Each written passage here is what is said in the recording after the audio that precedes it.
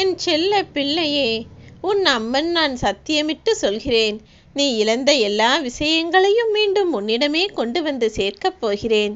இன்னும் சற்று நேரத்தில் உனக்கான விஷயங்களெல்லாம் மிகச் சிறப்பாக நடக்கப் போகிறது. உன்னை தேடி வந்த அதிர்ஷ்டத்தை தட்டிவிட்டு தாண்டி போய்விடாமல் உனக்காக நான் கொடுக்க போகும் அருளையும் ஆசீர்வாதங்களையும் மனமுவந்து பெற்றுக்கொள். இப்பொழுது இந்த பதிவை கேட்கத் தொடங்கும் இந்த நொடி முதலே உன் வாழ்வில் எல்லா சந்தோஷங்களும் பெருகி அருவி ஆடாக ஓடப் போகிறது. நீ எதிர்பார்த்த எல்லா விஷயங்களையும் மனமகிழ்ந்து என்னிடமிருந்து பெற்றுக்கொள்ளப் போகிறாய். உன் அம்மா நான் உனக்கான விஷயங்களை செய்யத்தான் போகிறேன். அதை பார்த்து நீ மனமகிழத்தான் போகிறாய். உன்னை அவமானப்படுத்திய மனிதர்கள் கூட உன்னிடம் மன்னிப்பு கேட்பதற்கான தருணம் வந்துவிட்டது. கண்ணீரை துடைத்துக்கொள். எல்லாமே இனி உனக்கு நல்லதாக நடக்கும். உன் வாழ்வில் இருக்கக்கூடிய துன்பங்களையும் துயரங்களையும் துரத்தி அடிப்பதற்காகவே நான் விஸ்வரூபம் எடுத்து விட்டேன்.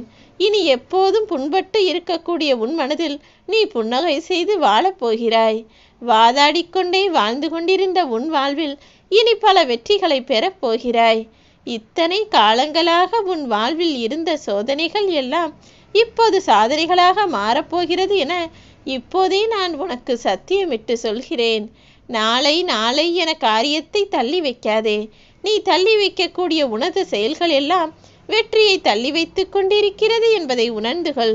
புத்துணர்ச்சியோடு முயற்சி செய் என் செல்ல பிள்ளையே. உனக்காக நான் இருக்கிறேன். என்றும் உன் அம்மா நான் துணை இருப்பேன். நிச்சயமாக நீ வெற்றி பெறப் போகிறாய்.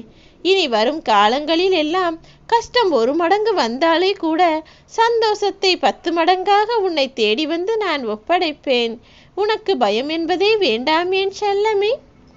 உன்னை வாழவே விடக்கூடாது என நினைக்கும் உறவுகளின் கண் முன்னாலேயே அவர்கள் அண்ணாந்து பார்த்து வியக்கக்கூடிய அளவிற்கு வாழ வைக்கப் போகிறேன். உன் மீது பழி சொல்ல 1000 பேர் இருக்கலாம். ஆனால் உனக்கு ஒரு நல்ல வழி சொல்ல ஒருவரும் வரமாட்டார்கள். ஆனால் உனக்கான நல்வழியை காட்டி உன்னை நிம்மதியோடு சந்தோஷமாய் வாழ வைப்பதற்காக உன் வராகியம்மா நானே வந்துவிட்டேன். உனக்கு வழித்துணையாக எப்போதும் நான் இருப்பேன். இந்த அம்மனின் அருள்வாக்கை கேட்ட உன் வாழ்வில் இனி எல்லா அருளும் ஆசீர்வாதங்களையும் பெற்று நீ நலமோடு வளமோடு செல்வ நலத்தோடு வாழப் போகிறாய். உன் மனதில் துக்கமும் கவலைகளும் இருக்கிறது என்பதற்காக அதை யாரிடம் சொல்லலாம் என தேடவும் வேண்டாம், யோசிக்கவும் வேண்டாம். அதை அப்படியே உன் மனதிற்குள் இருக்கக்கூடிய என்னிடம் சொல்லிவிடு. வேறு யாரிடமும் துக்கத்தை சொல்லி அழுது விடாதே என் செல்வமே. நீ உதவி கேட்டு யார் காலிலும் போய் விழுக வேண்டிய அவசியம் இல்லை.